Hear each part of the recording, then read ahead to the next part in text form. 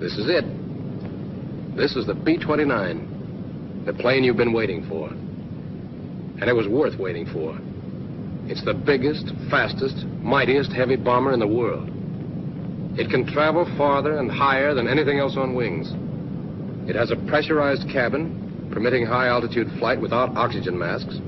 It has 5 remotely controlled, electrically driven turrets, each carrying twin 50s, with a 20-millimeter cannon added to the turret in the tail. Yes, the B-29 is everything you've been promised. And the pilot who flies one has an enviable job. Important, glamorous, and tough. Here's a B-29 pilot. He's measuring the distance between pin centers on the left landing gear. This part of the job isn't so glamorous. But it's the pilot's responsibility to make sure that everything on this biggest bomber in the world works properly. If you were a B-29 pilot, here's exactly what you'd have to do before an operational flight. Check the nose wheel. See that the tires are inflated to 45 to 50 pounds per square inch. While measuring the pressure, look over the tires for general condition also. Watch out especially for cuts or signs of serious wear. One of the ground crew will replace the dust covers, but you're still responsible for his work. After you've measured the pressure in both tires, give the gear a visual check. The strut should be clean, with a clearance between pin centers of 10 inches. And the shimmy damper must be full. That's important. Make sure the rod is almost up to the notch in the gauge on the shimmy damper reservoir. Now you can look over the engine cowlings on your way to the other main landing wheel. This gets the same inspection you've already given its mate. The co-pilot ducks into the wheel well to inspect the equipment there, while you work on the wheels. Measure tire pressures again. On these tires, the pressure should be between 75 and 85 pounds per square inch. Inside the wheel well, the co-pilot examines the wires, connections, and switches. He makes sure all the cannon plugs are on tight, paying particular attention to the plugs on this motor, which opens and closes the nacelle doors, and also to the plugs of the normal and emergency landing gear motors. Then he turns around to examine his side of the strut. He looks it over and inspects the brake lines, making sure that the hose is not chafing and no fluid is leaking. Meanwhile, you're checking the clearance between pin centers again. 13 1/4 inches. Right. Now, are the wheel chocks in place? One behind the inboard tire and one in front of the outboard tire, just as it should be. Next, check the cowlings, inspection doors, and inspection plates. You've already examined some of them, but you must be sure all of them are okay. The other members of the crew help you out with these inspections. Here, for example, a gunner tests the fastening of the top cowling. But you'll have to check the security of the other coverings, and there are a lot of them all over this ship. While you're walking along, you can examine the wing seams. Fluid leaking from them means trouble. Now to check the ailerons and trim tabs. All control surfaces and all trim tabs must be inspected. Test the tabs for excessive hinge play by shaking them, and see that the gas tank caps are tightened. If there were extra fuel tanks in the bomb bays, their connections would have to be examined. But now the pilot and the co-pilot continue their tour around the plane. They have a lot to check. Hatches, windows, control surfaces, trim tabs, inspection plates, and doors. But the pilot and co-pilot aren't the only crew members with inspections to make. The gunners, for example, besides helping the pilot check the airplane, must also be sure the guns and gun cameras will work properly. They must inspect all 5 turrets in the same way they're now examining this lower rear turret. After they have the dome and gun cover removed, they see that the ammunition moves freely in the chutes and is correctly loaded. The guns just don't fire with the cartridges in backwards. They also check the safety wiring on the gun mounting bolts, up in there. Then the gun charging switches are put on reset. That conserves the CO2 pressure, which automatically charges the guns. Finally, the gun camera is inspected. Enough film, speed set at 16 frames per second, lens adjusted to the brightness of the day, and the interval control put at the desired number of seconds and turned on. And this turret is all right. The dome and gun cover can be replaced. The tail turret is checked by the tail gunner. But again, the pilot is responsible. If the guns fail, he gets the blame. So he watches the tail gunner as the Shatterall feed mechanism is inspected. Now the other gunners only have to lock the latches. Elevation latch locked. Azimuth latch locked. The doors are shut and fastened, and the gunners can go to another turret. And there's still more work to be done. Each engine must be pulled through 15 blades, with only 2 men per blade. The engineer takes care of that. He sits at his position, making sure that all switches are off, while the 4 engines are pulled through. And now the co-pilot puts on his clothing and collects his equipment before joining the rest of the crew for inspection. Notice that the crew members wear fatigues while making their inspections and change into flight clothing only when they are ready to enter the plane. The examination of the exterior of the airplane is completed, so the crew can fall in for the check of their personal equipment. That's the last item of the before entering the airplane part of the procedure. And it's strictly the pilot's job. Your job. You are responsible for the men as well as the plane. If they fail, you're at fault. Each crew member must have his electrically heated flying clothing, parachute, oxygen mask, knife, a quart of water, and Mae West. Steel helmets and flak vests are already inside the ship at the positions. Apparently, these men are completely equipped. But don't think they only have to climb into the ship and fly away. There's a lot yet to be done. Let's go along with the pilot again and see what he has to do to take a B-29 into the air. He climbs in through the hatch in the nose wheel well. That entrance is also used by the co-pilot, engineer, navigator, radio operator, and bombardier. There's work for every man before the engines are started, during engine starting and warm-up, before takeoff, after takeoff, and then a whole list of additional things to do before landing again. As soon as the radio operator gets in, he climbs back to close the pressure door between the forward compartment and the forward bomb bay. The bombardier is the last one in, so he closes the hatch. The gunners close the pressure doors in their compartment. They also open the cabin pressure valves, which will now automatically maintain the cabin pressure at the desired level. 3 compartments in the plane, the pilot's compartment, the gun control compartment, and the tail gunner's compartment, are sealed off from the rest of the fuselage and supplied with this compressed air. The cabin pressurizer keeps 8,000 feet altitude inside the plane until the outside is at 30,000 feet. If the plane gets higher than 30,000 feet, the pressure inside drops off gradually, but it is always 13.4 inches of mercury more than the outside pressure.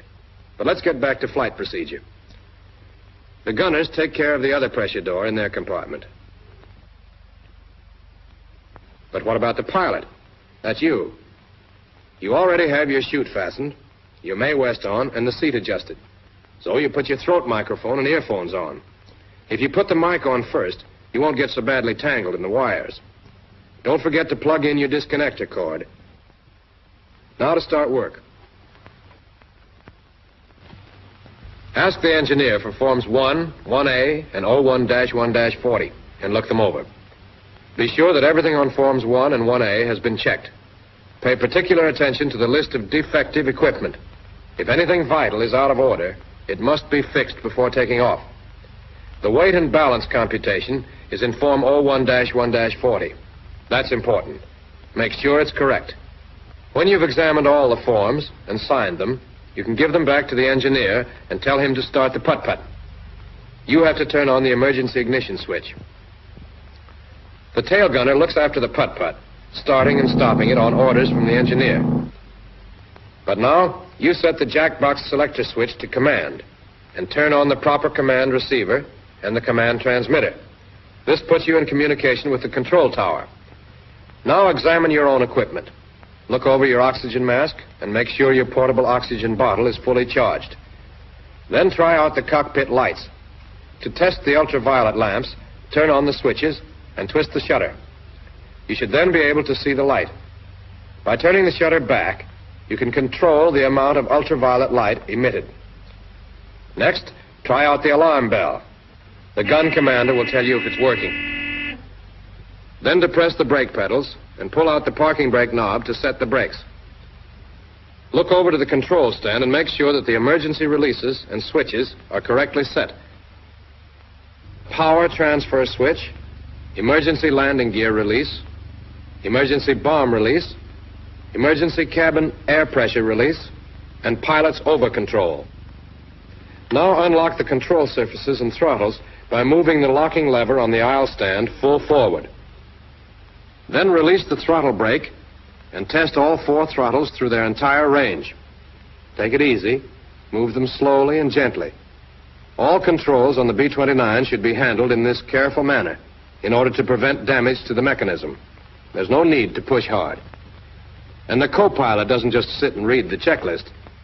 He must test the action of the control surfaces, moving each surface, elevators, ailerons, and rudder, through the complete range. The gun commander looks from his blister, observing the response of the surfaces, and reports to the co-pilot. A similar test is made on the trim tabs. The co-pilot turns the 3 control wheels as far as they will go in each direction.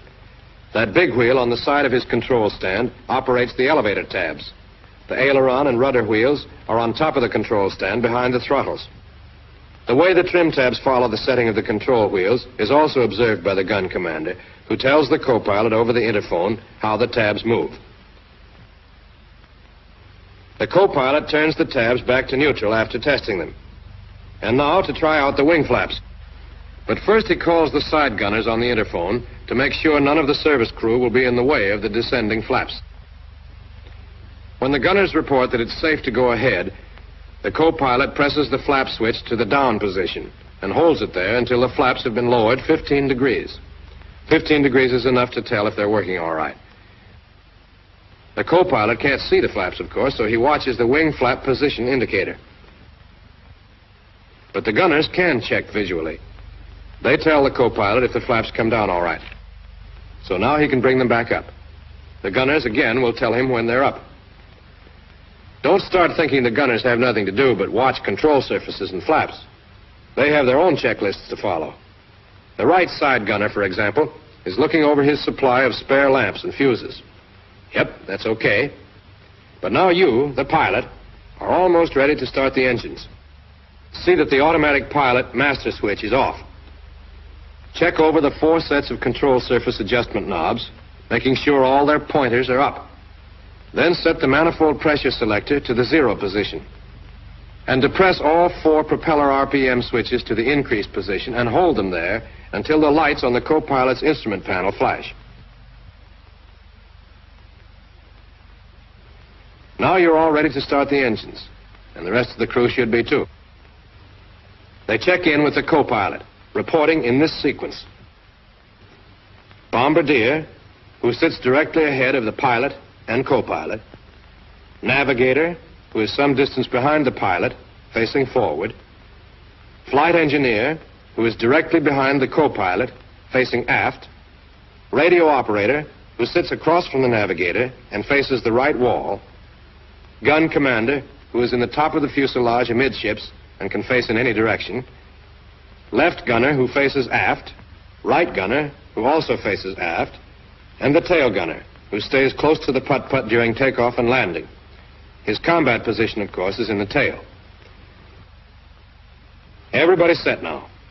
Warn the service crew outside you're going to start the engines, and tell the engineer to start number 1. And number 1 engine spins twice.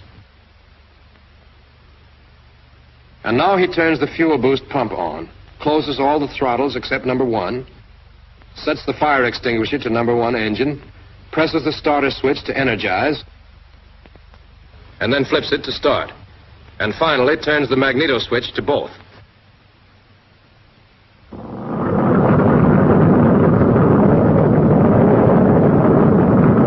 You have to push the throttle to 1200 RPM and signal for number 2. The same procedure is repeated until all 4 engines are running. Now that the engines are going, vacuum pressure is available to operate your gyro flight instruments. so the gyro compass and the flight indicator can be uncaged and set.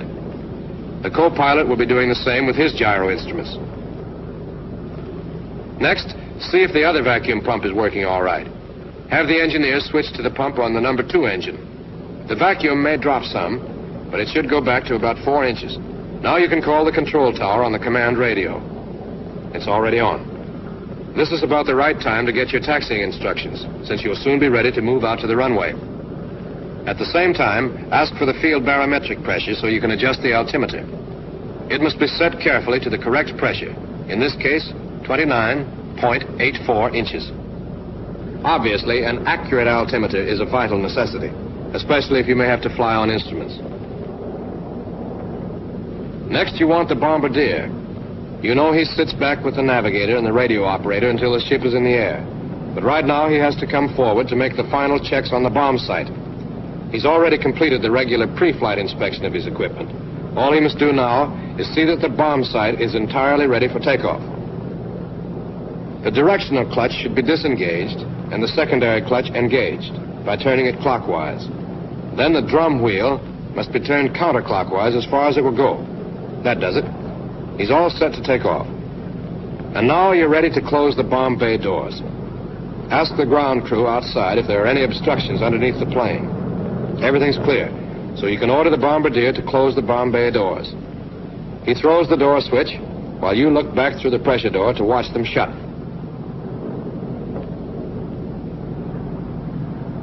The rear bomb bay door is looked after by one of the gunners, who will tell you when it's closed. When both doors are shut, the bombardier can go back to his takeoff position in the rear of the compartment. And you're almost ready to taxi. But you better make one last check of the turret warning lights. Uh-oh, that lower rear turret light is on. Call one of the side gunners and have him take care of it. Perhaps the turret wasn't stowed. Forget about it, gunner? Well, it's easy to fix. Get control of the turret, press the action switch, and stow it. That does it.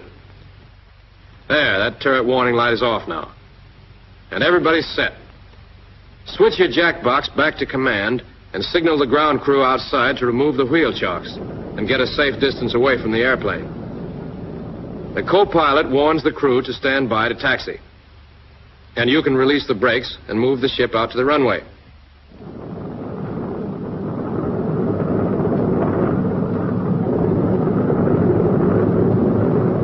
While taxiing, or whenever the plane is moving, all crew members watch from the windows and keep the pilot informed of obstructions. The gunners can provide the most help since the blisters give them a wide view. This is a big airplane. It's mighty easy to hit a fuel truck or another ship and clip off part of the wing or stabilizer. And that doesn't help the flying characteristics a bit. Notice the flaps are kept in the up position. If you taxi with them down, the undersurfaces are likely to be damaged by pebbles blown back by the propellers.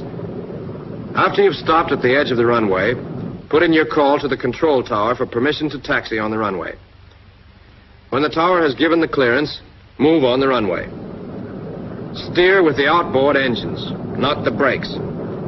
Excessive use of the brakes on a plane as heavy as this one will wear them out quickly.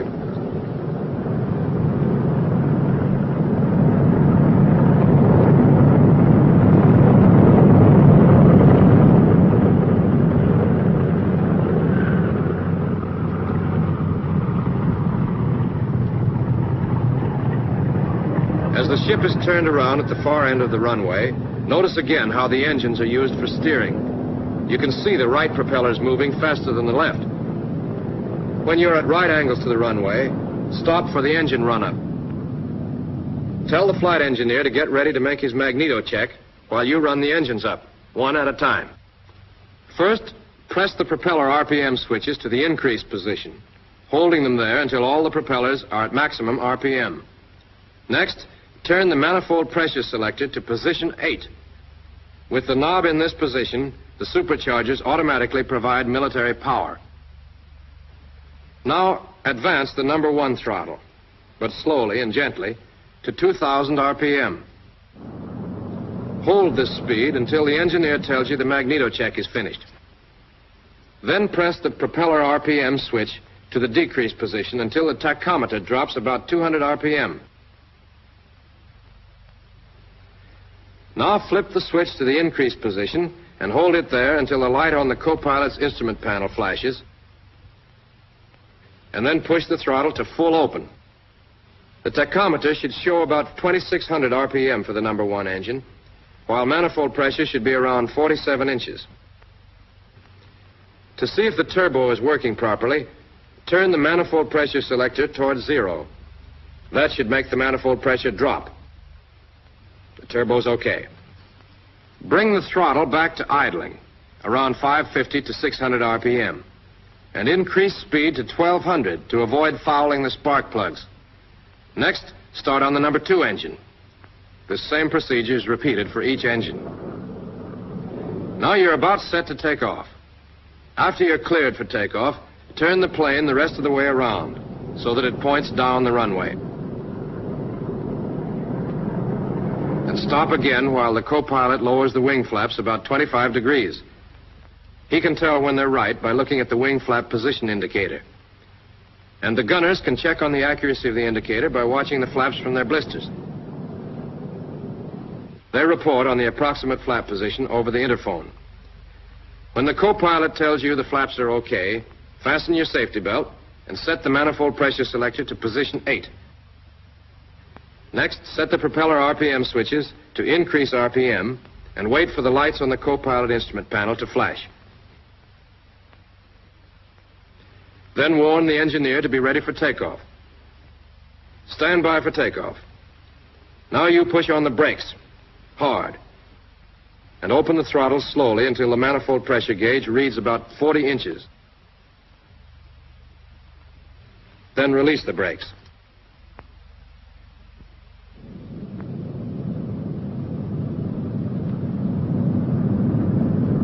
As you gather speed, slowly advance the throttles to full power and set the throttle brake.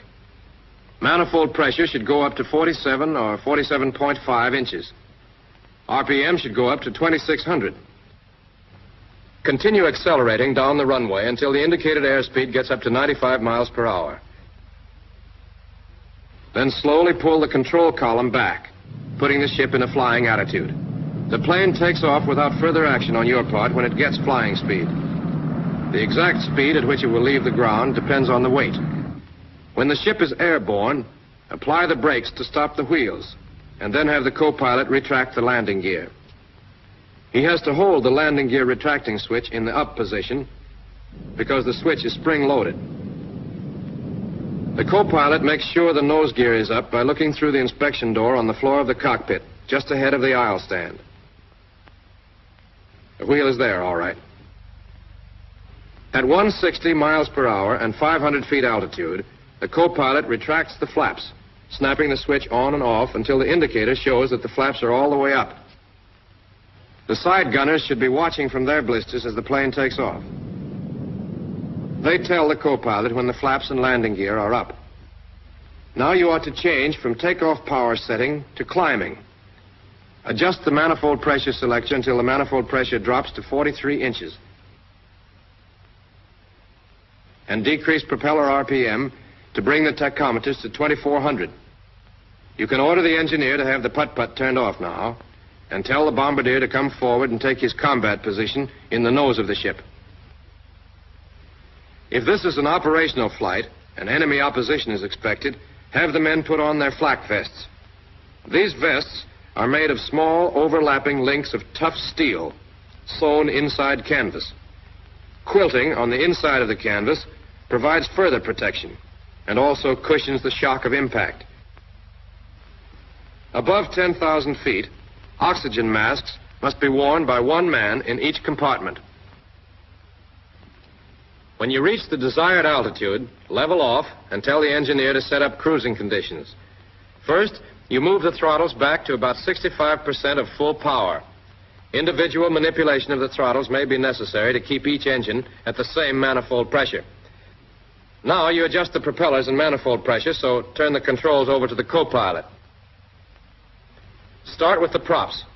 Press the propeller RPM switches to decrease and bring all 4 propellers to 2,000 RPM.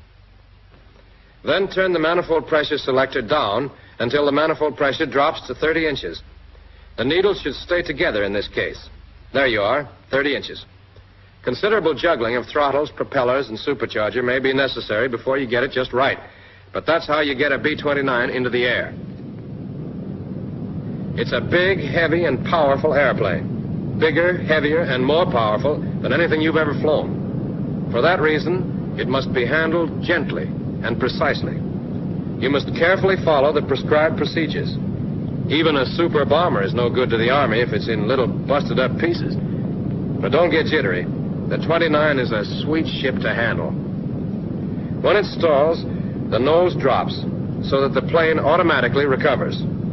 There's no tendency to spin. Stalling speed varies quite a bit naturally depending on weight and other conditions, but generally it's between 84 and 135 miles per hour. When turning or executing any maneuver, take it easy. This is a big plane, remember, not a fighter. Yet fairly steep turns can be made safely. This 30-degree bank can also be done with full flaps. That's about the limit. And when evasive action is necessary, you have plenty of tricks to pull. Just watch this B-29.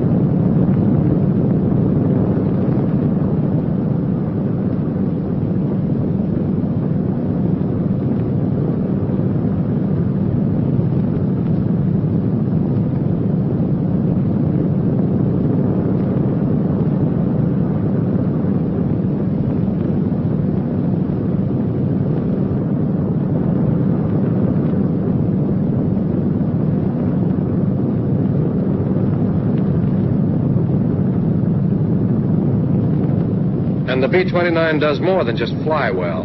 It packs a terrific wallop. A wallop enemy fighters will quickly learn to fear. That turret you see moving is only one of the 5 on the ship, which mounts a total of 10 machine guns and 1 cannon. 4 of the turrets, 2 on top and 2 beneath the fuselage, can turn through 360 degrees in azimuth, 90 degrees in elevation. The tail turret is more restricted in movement, but it has a 20-millimeter cannon in addition to the twin 50s the others carry. But the big thing about the 29's armament is the fact that the gunners don't touch the guns. The guns are controlled remotely from special sights, and any gunner can fire almost any turret. For example, one side gunner might have control of 2 turrets, firing 4 caliber 50s at his target.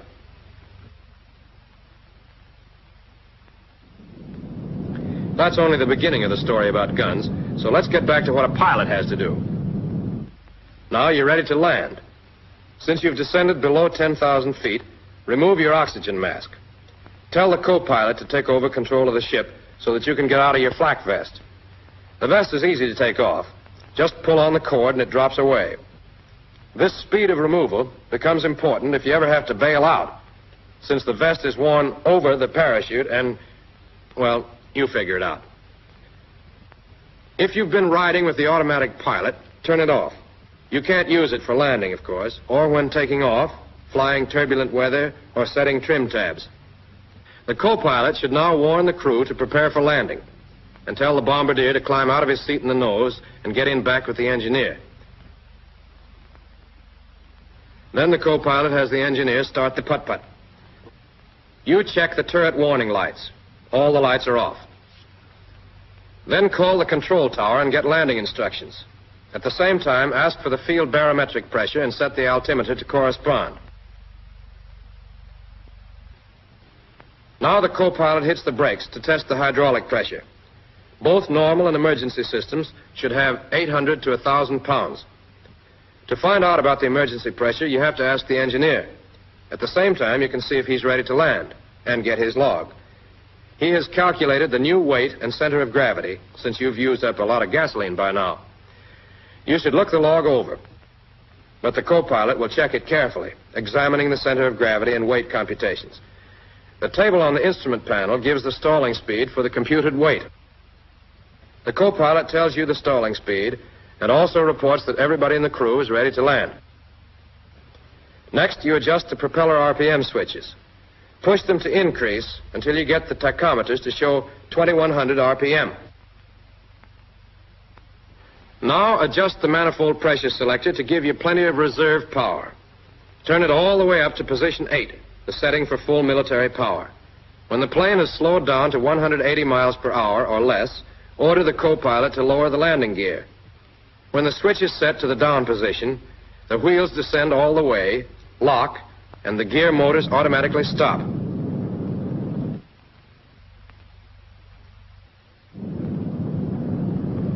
When the left and right gear are down, the side gunners, who should now be watching the wheels and flaps, will report to the co-pilot. He himself can make sure the nose wheel has been lowered all the way by looking through the window in the floor of the cockpit. Next, the flaps should come down. If you've been in combat, the co-pilot should lower them first only 5 degrees. If they were damaged, lowering them all the way might rip them off the wing. The gunners can look them over and report on their condition.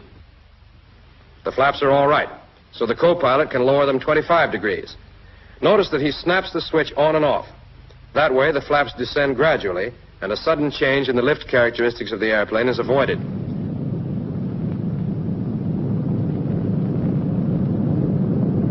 The gunners will report when the flaps appear to be down 25 degrees, and the co-pilot can check by looking at his wing flap position indicator. When he has the flaps where he wants them, he'll tell you. Then you'll probably have to reset the trim tabs because of the change in the flap position. Next, adjust the throttle brake to a comfortable tension.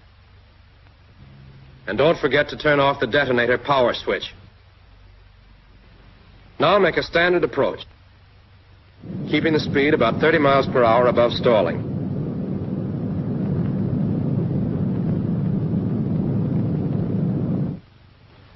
And on the final approach, order the co-pilot to lower the flaps all the way.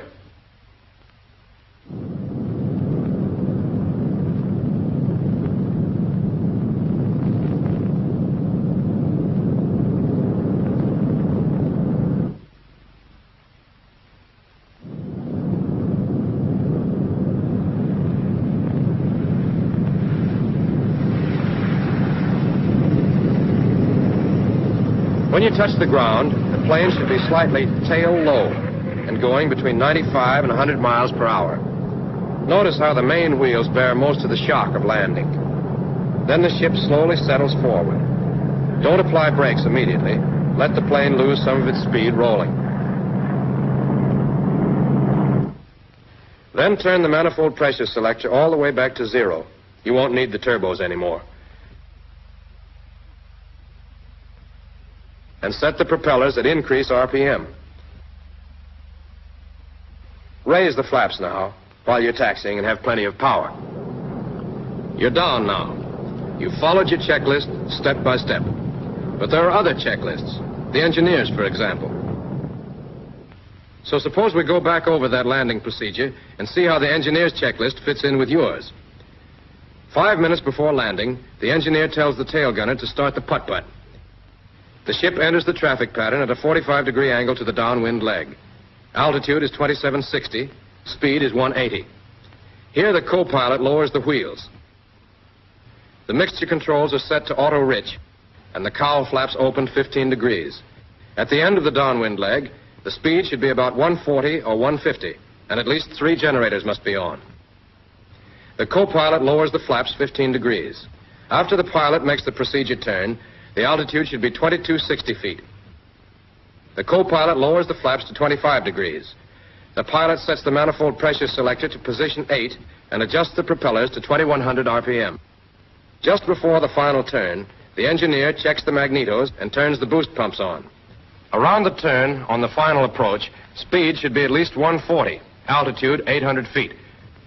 Also, 6 generators should be on. Finally, the co-pilot lowers the flaps all the way and calls out airspeed and hydraulic pressure as the ship descends to the runway.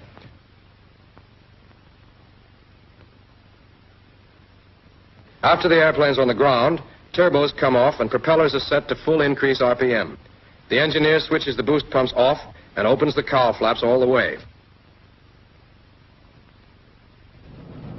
All right, we're back where we were before. Tell the bombardier to come forward and open the bomb bay doors. The doors should always be kept open when the ship is standing still to prevent the accumulation of gas fumes. Next, turn off all the switches. Then you can get rid of some of your equipment that remains inside the ship and climb out for the after-flight inspection. Yes, you start with an inspection and finish with an inspection. If there was anything wrong, now is the time to find out about it. And now is the time to correct it. Yes, this is the airplane that you've been promised. Now it's up to you to weld this airplane and its crew into a single, irresistible instrument of destruction. That can be your promise to us.